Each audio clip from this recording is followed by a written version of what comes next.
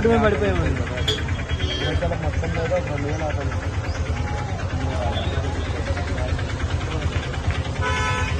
Road మీద service తిరిగే పనులు కూడా ఇబ్బంది అవుతుంది.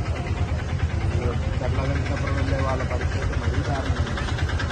వారానికి ఒక 2 ట్రిప్పులైనా పడేది సార్. ఇప్పుడు ఒక ట్రిప్ కూడా పడట్లా. వారానికి 2 ట్రిప్పులైనా పడేది మాకు. అది శని ఆదివారాలే మనకు సర్వీస్ ఉండేది. అలాంటిది కూడా ఒక ట్రిప్ కూడా పడట్లా మాకు ఫ్రీ బస్సుల వల్ల. ప్రతి ఒక్కళ్ళు వస్తున్నారు, బస్సు ఫ్రీ అంటున్నారు, వెళ్ళిపోతారు. మా ఆటోకి వచ్చి కూడా ఫ్రీ, బస్సే ఫ్రీగా ఉంటుంది కదా, ఆటోకి 10 రూపాయలు ఇస్తాం అంటున్నారు. ఇక తప్పదు మా పరిస్థితి. 8వ తేదీ నుంచి అసెంబ్లీ స్టార్ట్ అవుతుంది.